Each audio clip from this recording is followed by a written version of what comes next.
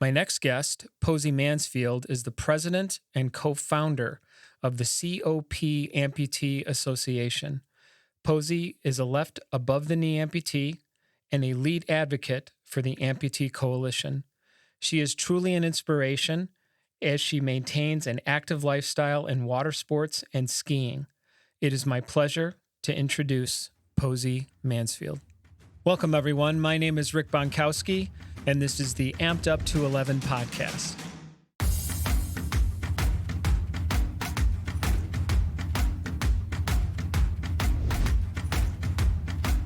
Hey, Posie, how are you? Great to see you today. I'm fine, thank you. Fine, thank you, Rick. Thank you for inviting me. Oh, it's absolutely my pleasure, and I'm so glad that you were able to take some time out of your busy schedule, because I know you are a busy lady, and you're coming off of your conference with the Amputee Coalition. You've got a number of different things going on that I want to dive into. I was reading somewhere that you recently had a little bit of a bout with COVID, correct? I did back when they didn't have vaccines. I was very ill with it. Really? And can you describe what that experience was like, given, let's say, the fact that you're an amputee, which I don't know if that really plays a role in anything, but also given your age group, what were your symptoms, and then what consequently was that experience like? I personally, knock on wood, haven't had that at my particular doorstep, but I know for a lot of folks, my own parents, both of them, and a couple of my siblings have all had a COVID experience. What could you share or comfortable sharing with the audience today? Well, back in on Christmas of 2019, I had a lot of trouble breathing, and I have asthma. So I went to the emergency room, and they said I tested positive for COVID. I was having a really hard time breathing, and they admitted me right away, and they started me on oxygen, and I was really struggling to breathe, and they took me upstairs, and it was hard because nobody in my family could visit me, first of all. Secondly, I'm 73. I was 72 at the time, and I knew the higher risk for people of higher ages, and so I was really scared. I couldn't breathe. It was the scariest feeling I've ever had. I felt like I was drowning, and so they had me on oxygen. They finally gave me remdesivir, and that seemed to, over time, quiet things down. I spent 9 days in the hospital. They talked about intubating me, and I said, if you can absolutely avoid that, and they were able to avoid it.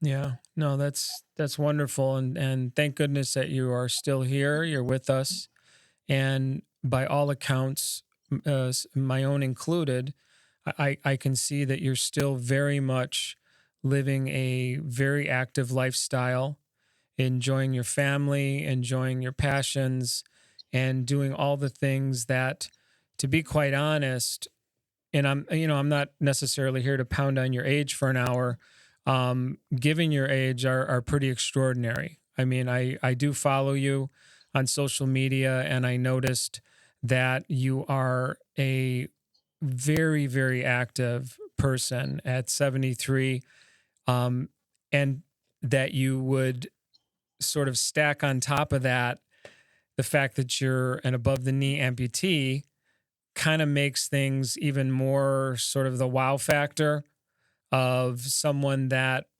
probably by most of the general public's assumption would think that these things would hold you back. And I know in previous conversations when we've spoken that you, like myself, I think we both concurred that we actually became more active or in better physical shape post-amputation.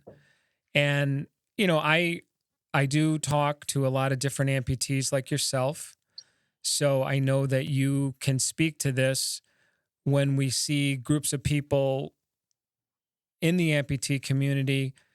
They tend to segregate into two groups. And one of those groups is sort of a regression in that they are not as active, or maybe, struggle in that space. And then there seems to be this other group that kind of transcend and really transform themselves into something that really embodies a physical state that improves their quality of life. And you are certainly one of those people. Given all the work that you do, how do you see that landscape when you interact with a lot of different people in the amputee community? Well, when I lost my leg, as you know, I lost my husband a month earlier, and I was not well. I had a lot of GI surgeries, and I was on a feeding tube. And when he passed away, my kids thought I'd die of a broken heart, because we had just celebrated our 41st wedding anniversary. So I didn't Yeah. know what my life was going to look like, and we never know what God's plan is. And I certainly didn't know. I couldn't predict it. I couldn't plan for it. But after I lost my leg, it became such a blessing, because I interacted with so many wonderful people. I became more appreciative of living the life that I had been spared, and my family, and I had to be strong for them. When I lost my leg in January of 2011, I wanted to start a support group for amputees, because I didn't have anybody. And I asked my prosthetist, don't we have a support group in the area? So I started with him, and we're going strong today. We have 2 sites, and then because I never had anybody tell me the process, tell me anything, I became a certified peer visitor through the Amputee Coalition, then a lead advocate, and I went to Washington to promote insurance fairness for amputees. So I know it was hard. I started off slowly. It didn't happen overnight. I was 62 when I lost my leg, and I had a couple of options. I could either quit and give up and say my life is over, because my husband had just died. That was the real loss. Or I could Yeah. get strong and healthy. And I started out by, I went kayaking with Spalding Rehab here in Boston. And then I decided I better get stronger. So I started going to the gym, and I started really slowly. I didn't know what to do. I had somebody from the staff of Planet Fitness help me through the equipment. And I started off on the stationary bike, and that was hard, because I'm above knee, as you mentioned, and it was really hard. And then I slowly and gradually worked up to a little bit of a longer routine, a little bit more challenging routine. And I took a water aerobics class, because I felt like being in the water would help me gain some strength and balance. So I joined a water aerobics class. And again, I started out slowly. I used a kickboard. And then eventually I was able to swim on my own. But I think it's easy to give up. It's easy to say I can't do it. But for me, it was more, I, I can't not do it. I've got to stay healthy for my children, my grandchildren, and my great Yeah. grandchildren. And I've got to be the example to them that when things get rough, you don't just give up. You forge ahead, and you make the most out of the life you've been given. I think I want to touch on a couple of points that you made, because they very much resonate with myself. And I think you're very wise in the way that you present these concepts. And obviously, the first one is understanding that things take time. Yeah. You're very articulate in saying, this was not easy. This took a long period of time. I had to build up from a particular place. All of those goals that we reach, all those milestones that we reach as amputees, myself included, being able to ride a bike independently, being able to, walk a particular distance that I never thought, I could, and be pain free when I'm doing it.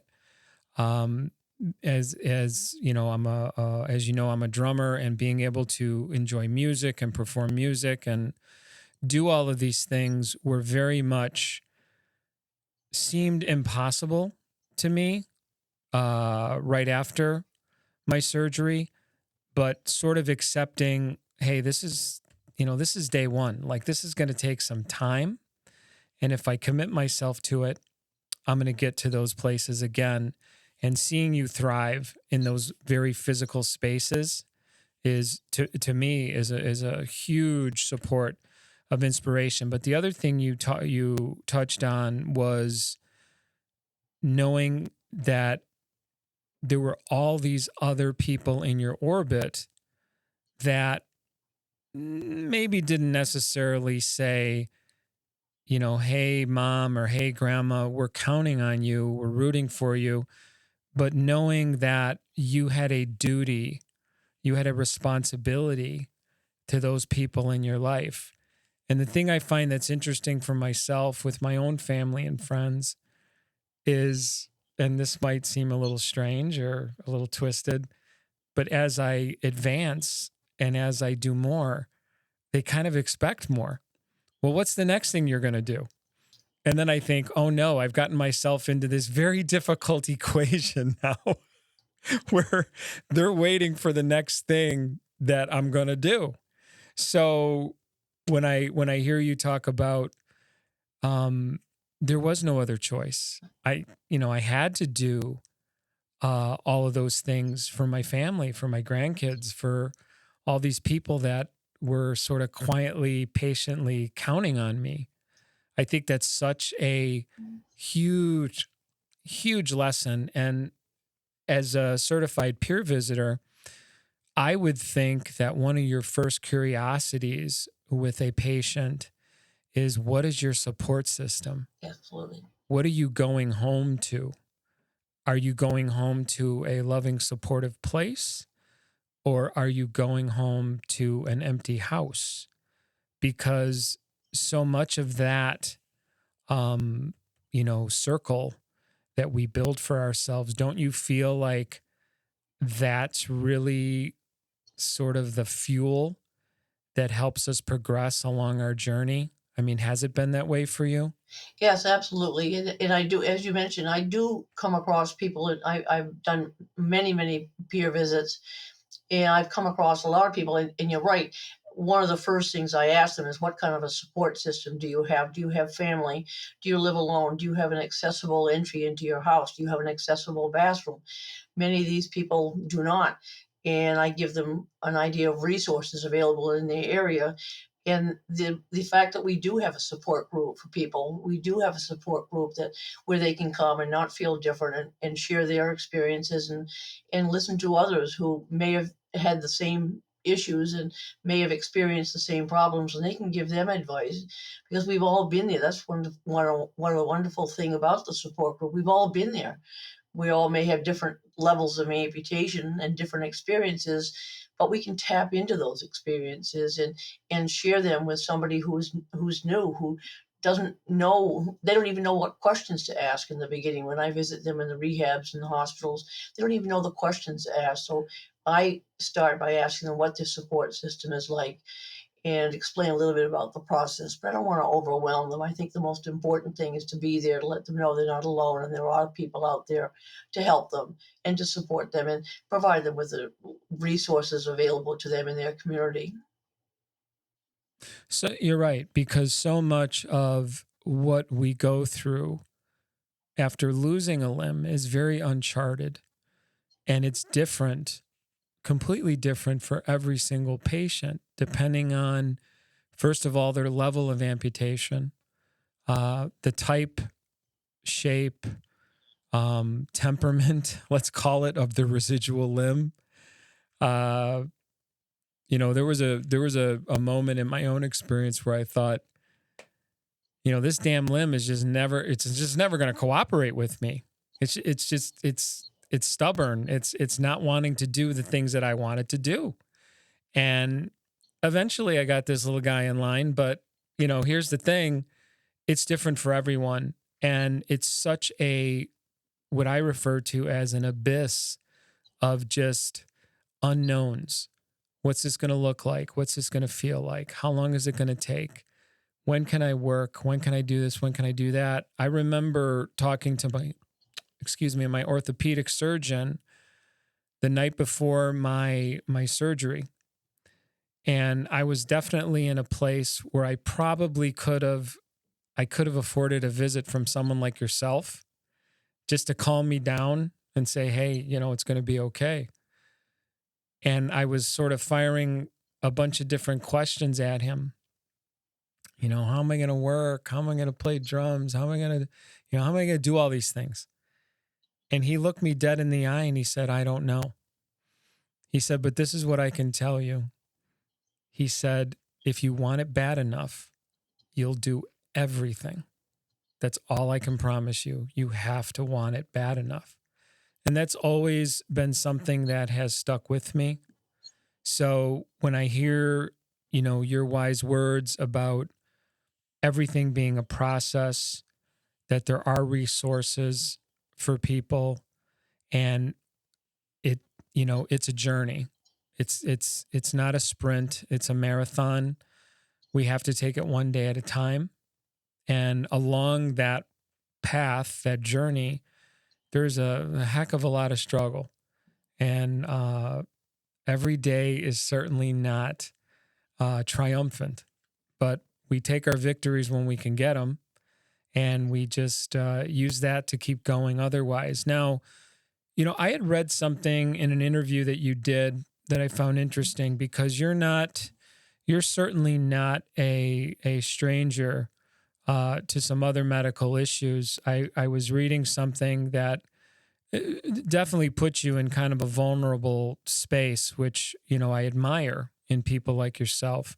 You were talking about suffering from an eating disorder, and also that you were diagnosed bipolar.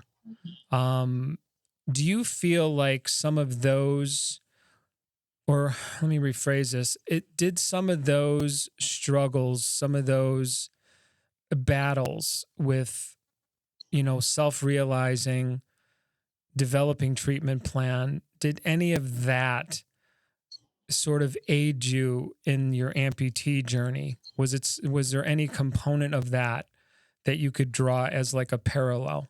Absolutely. I'm glad you brought that up, because I was going to mention that as well. When I had the eating disorder, my husband would, he would encourage me and say, "You got to get better. You got to get better. You got to do this." And I had to do it for myself. And that's what I realized. I had to do it for myself.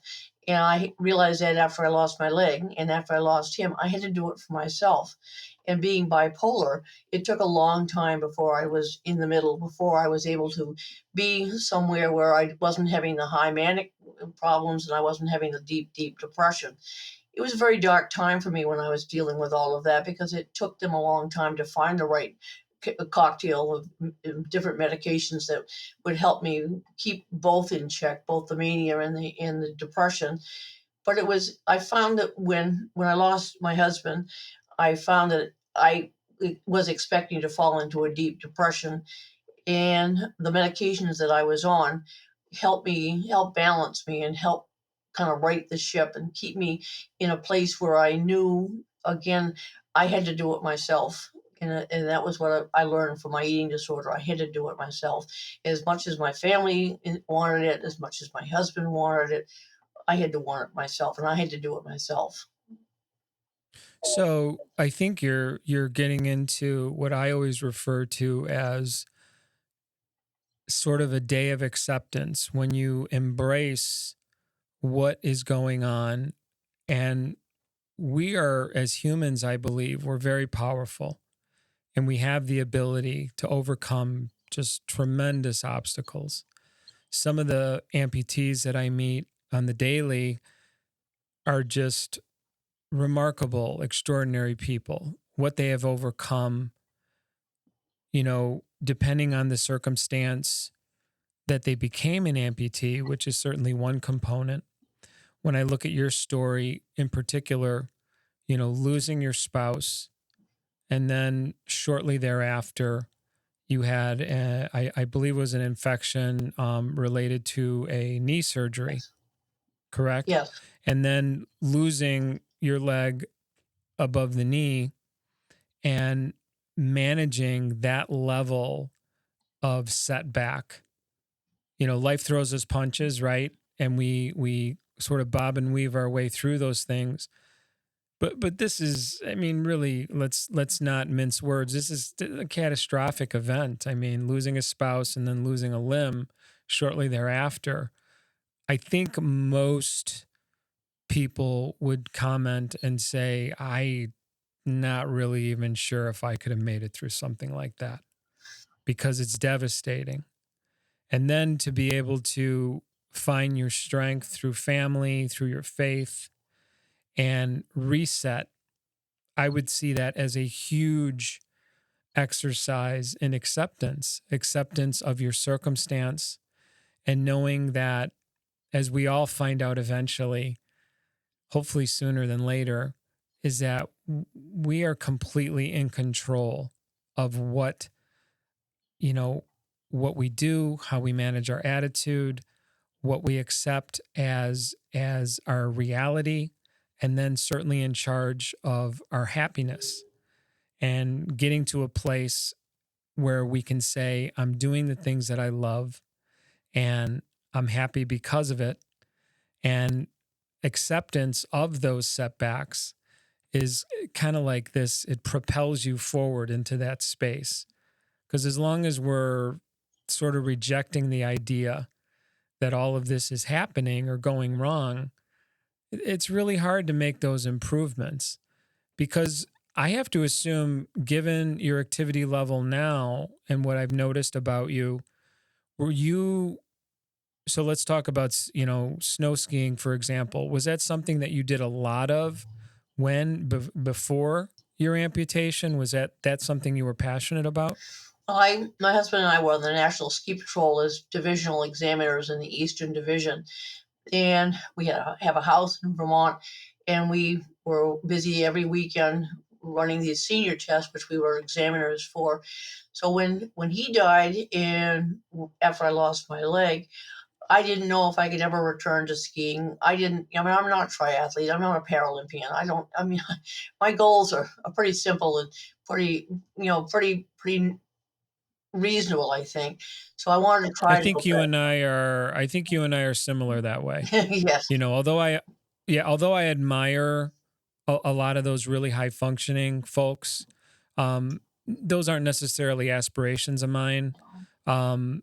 I want to be very, very active, and I want to do all these really fun, enjoyable things, but I'm not necessarily in that competitive kind of space where, I really want to reach those personal bests.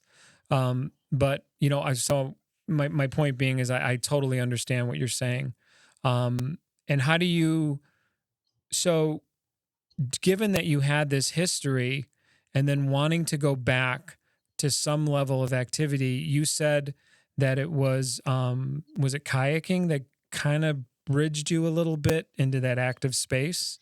Yes, I was in PT, and I saw a poster on the bulletin board about a kayaking, adaptive kayaking, and it piqued my interest because I had been involved with sports. I'm a physical education major by studying, and so I thought that sounded pretty good. So I went down to Spalding Rehab in Boston, and I said, I think I'd like to try this. And it took a little effort, a little adaptation, and I had to find out a way to get in the kayak, get out of the kayak, and I did it with a lot of help.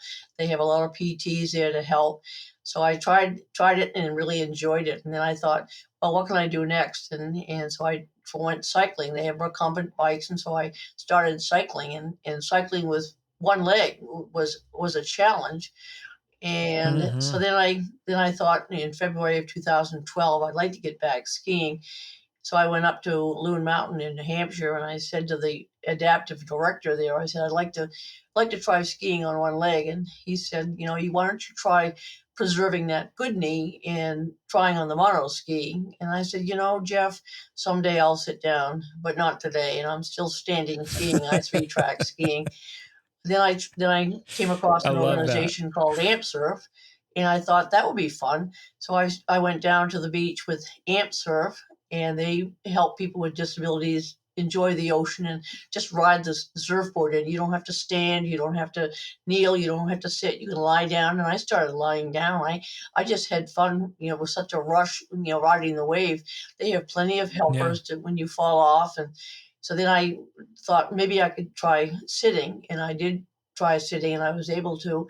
And then I got a water leg through a fund, through a donation from a grant, and I was able to kneel. But I have a fused heel in my right foot, and I couldn't stand, so I had to settle for kneeling, and that's okay, and that was okay. So I'm kneeling, and I'm having a wonderful time. I know I can't stand, and that's not something I have to do to enjoy it. But don't you think that's so important in terms of attitude? When someone says, I I'm reaching my personal best here, that's good enough. I think just wanting to engage and participate is so much more important than being, the ultimate this or the, I mean, I always go from this motivation of I just want to enjoy these activities. I want to be, I want to participate. I want to, I'd like to complete. I don't necessarily need to compete. But I would like to find, sort of my lane with this particular thing. I mean, me personally, one of the things that I was a little nervous about when I started getting back on a bike was, well, what do I do if I have an issue with my prosthesis and I'm 20 miles from home? I mean, very often, because biking's so meditative for me, I do it by myself. So I thought, well, there's options. I use an e-bike now. I mean, if I have an issue, I can just throttle the whole way home. I get a great workout. It's a wonderful experience, and I also feel safe, which, as amputees, we want to feel safe because there's those little vulnerabilities that we're like, okay, I don't want to put myself in a dangerous, kind of place. But when I look at you, on a ski, and I see you, experiencing, that rush of activity, where do you think that comes from for you? Because I actually saw an article, or maybe it was just a picture. I'm trying to remember because I did a bunch of show prep on you. You skydived. Yes. And it wasn't that long ago. So I went skydiving as well as an amputee. It's a fantastic experience, by the way. What do you think is in your constitution that tells you, oh, Posie, you got to do that? I don't think I want to take super high risk, do super high risk sports, but I had always wanted to skydive. I always thought that would be fun to do. So I think it was back in 2014. I went out to an airport out in Orange, Mass, and they have a jump school there, and they did some dryland ground school training, and which doesn't tell you too much except how to pull the ripcord, and you'll be with a tandem, so you're not alone up there. Right. And I guess I just thought to myself, I'd like to push myself a little bit out of my comfort zone and do something really, just a little really bit fun.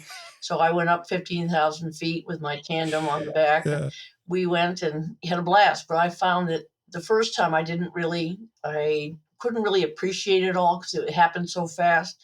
So the second time I went up, I wanted to try it again because I wanted to really, really get the whole measure of the experience. So we went up a second time later on, and I said, "Can we do some somersaults?" And he said, "Sure." So we did some somersaults, and I really enjoyed the free fall more because it wasn't just the thrill that I got initially that I did it and then it's over with. This time I really enjoyed it, and that's the second time I went, and I haven't been since. I can't find anybody to go with me. Well, it's funny that you refer to jumping out of an airplane at 15,000 feet as pushing yourself a little bit out of your comfort zone. Um, like yourself, it was something I had always wanted to do, and I could never find anyone to do it with me. And when I had gotten really, really sick and I went through a kidney transplant, it was something that was still on my bucket list. And all my doctors were like, no, no, no, no. Like, you're not strong enough right now.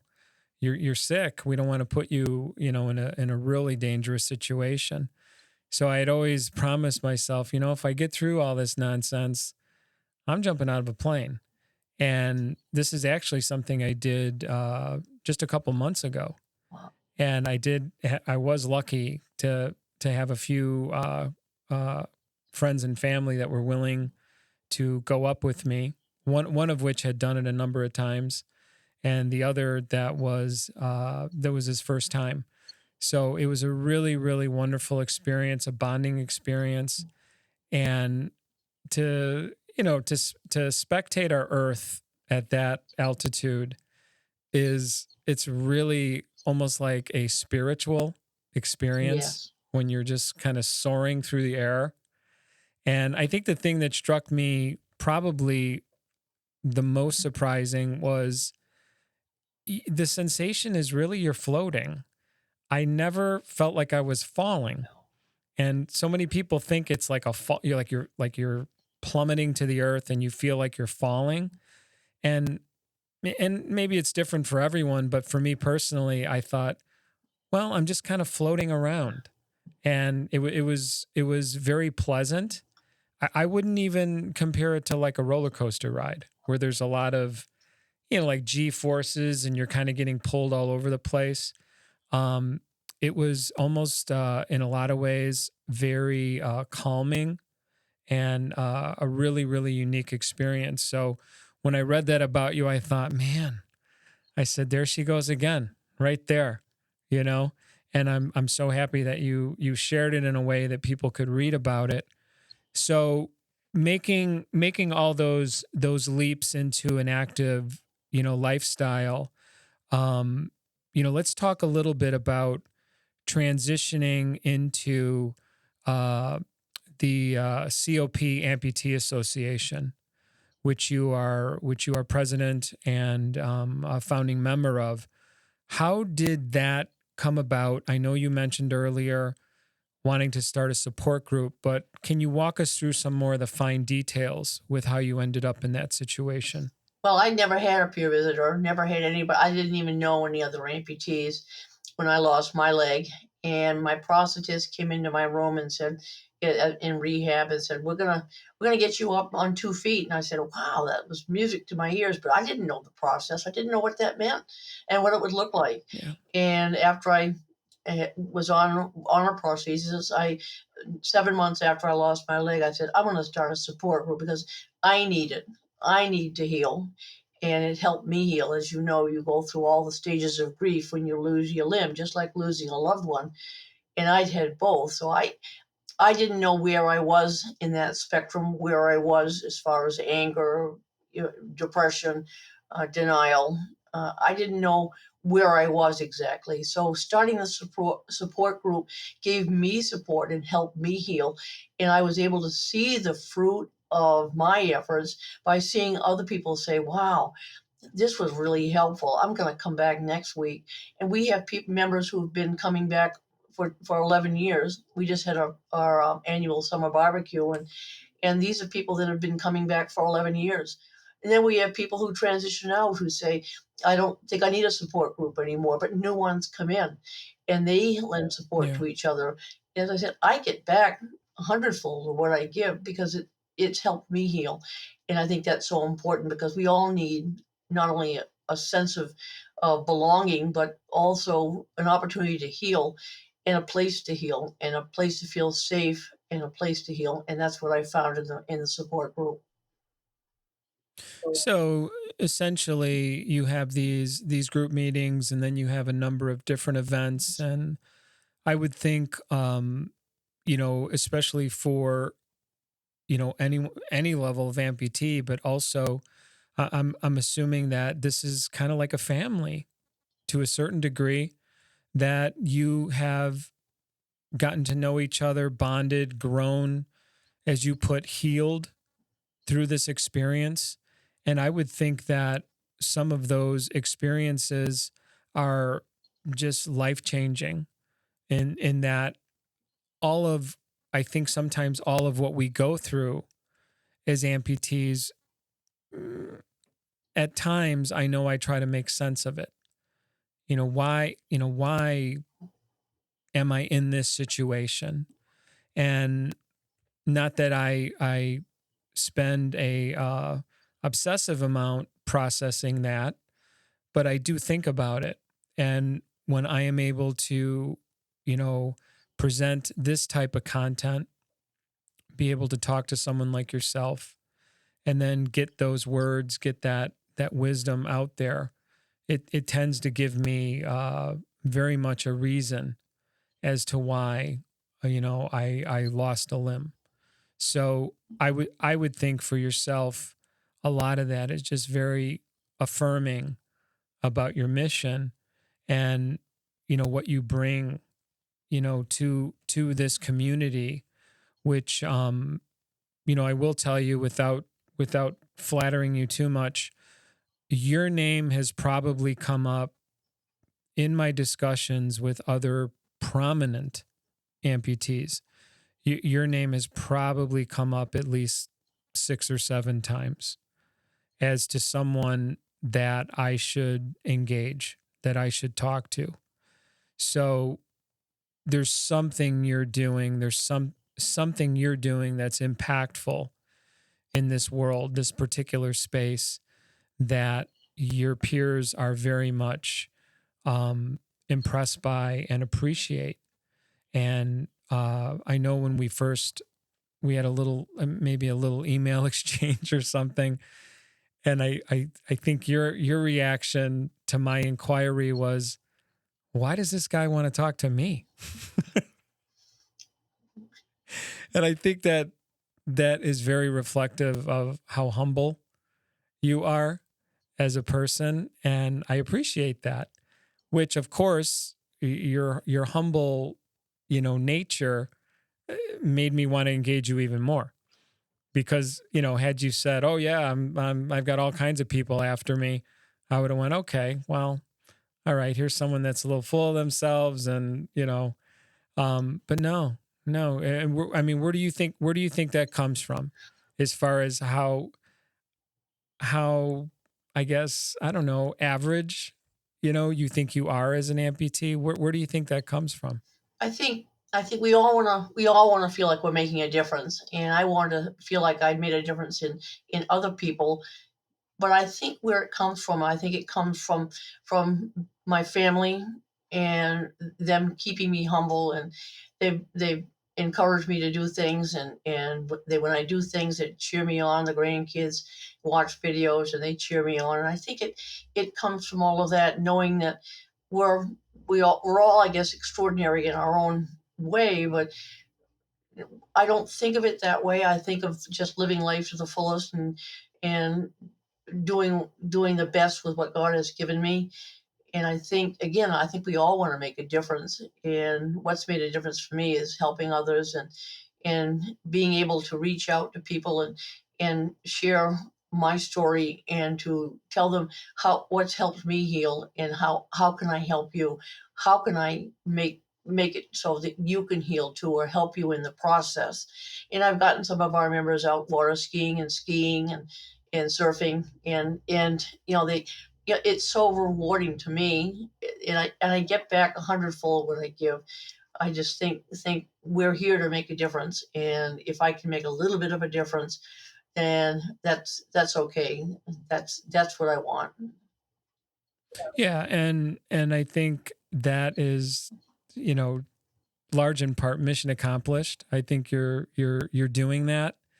And on the wider scale, when we I know you're versed in, legislation, and you've been to Washington, and I mean, where do you see things going right now for amputees, as far as on the, let's call it the political sphere, or with insurance companies and what continues to be what I see as some potholes in the system for people with limb difference or limb loss. I mean, what do you see out there right now? What's your take? What's your snapshot?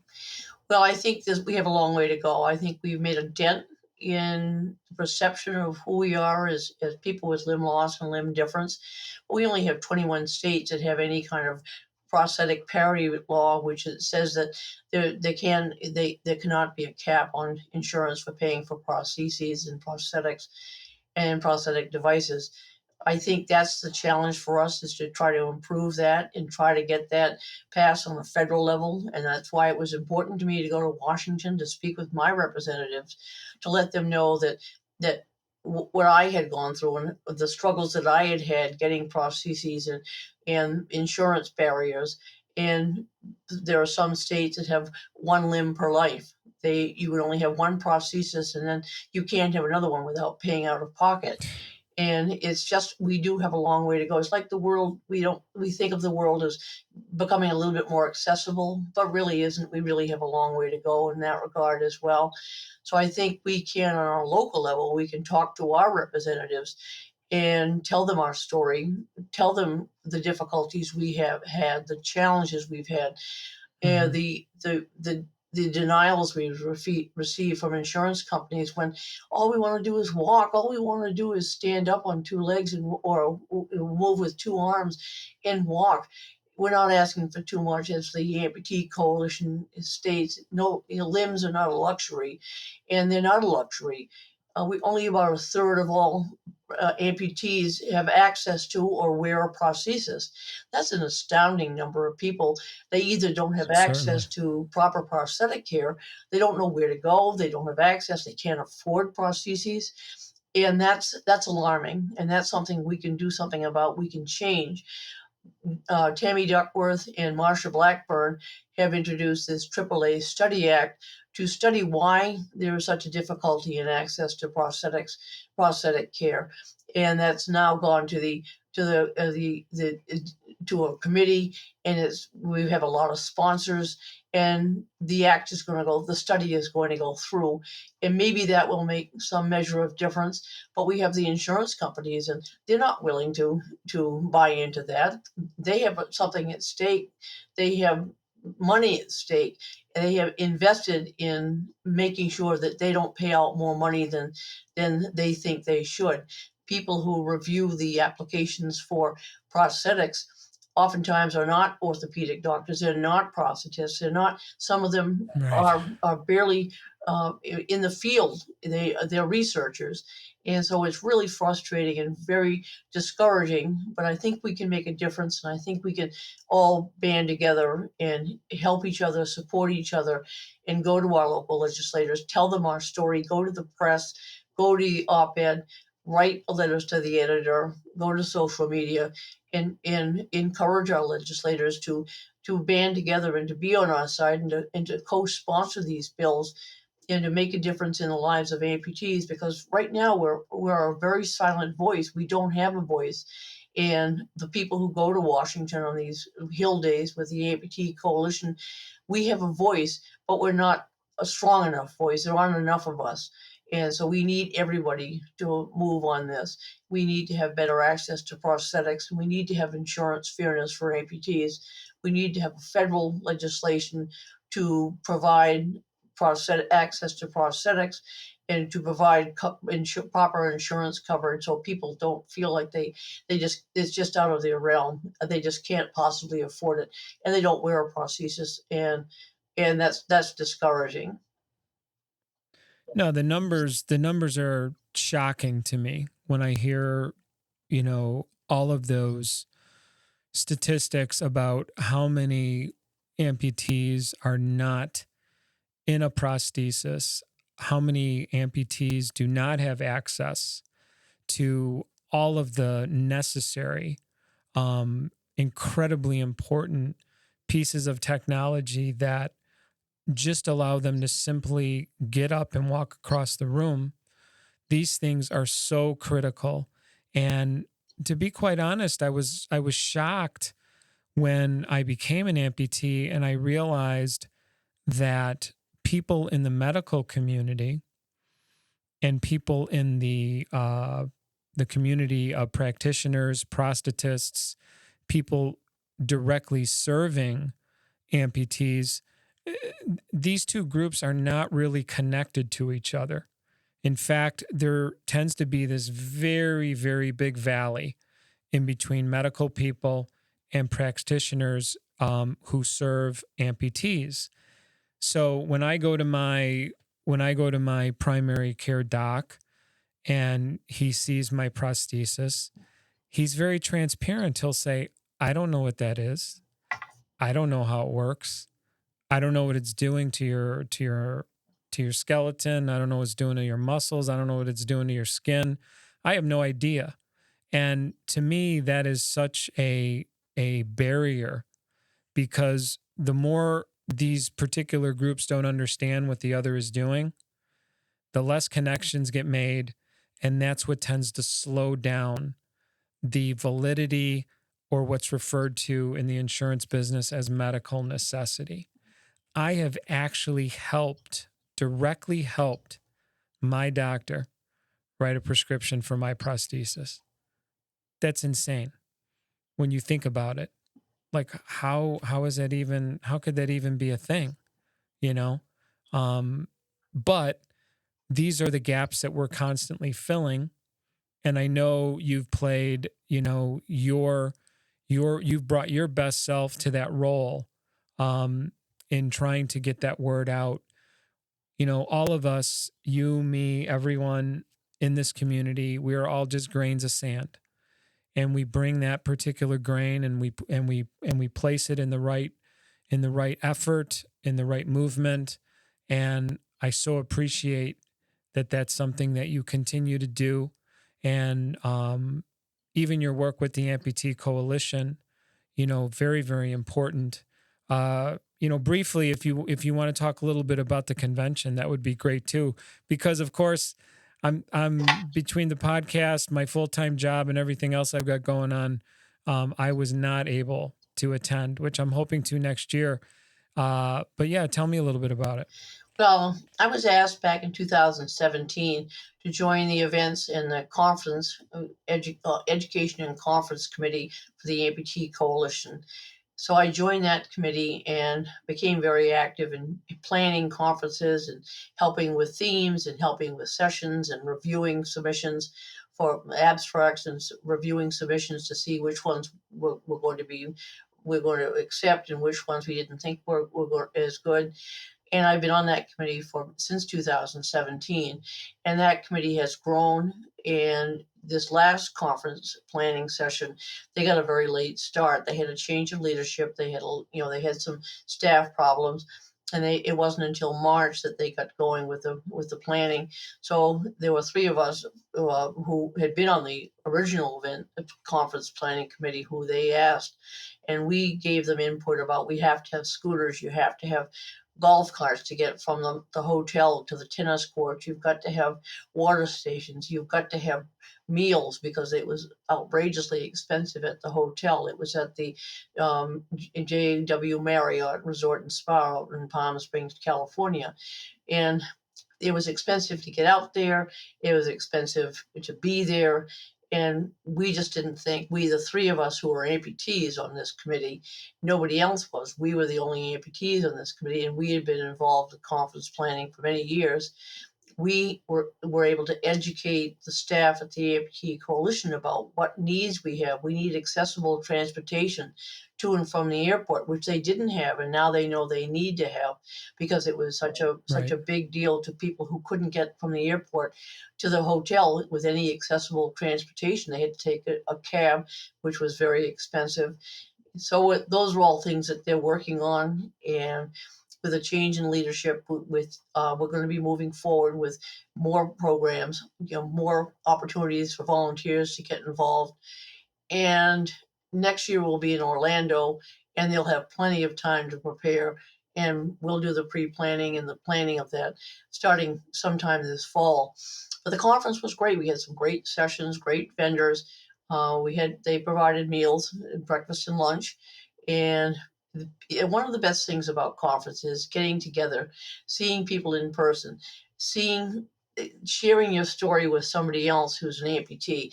One of the things you do at a conference, which is kind of comical, whenever you meet somebody, you immediately look at their legs to see what they have for a prosthetic, or their arms, if you're an upper extremity amputee. Yeah. But you immediately look at their legs, then you look at their face. And it's the funniest. Right. It's the funniest thing. And if you're in the bar afterwards, you have to remind people who are there as guests who are two-legged freaks that that's the Right. way you always walk. You're not drunk. That's the way you always walk.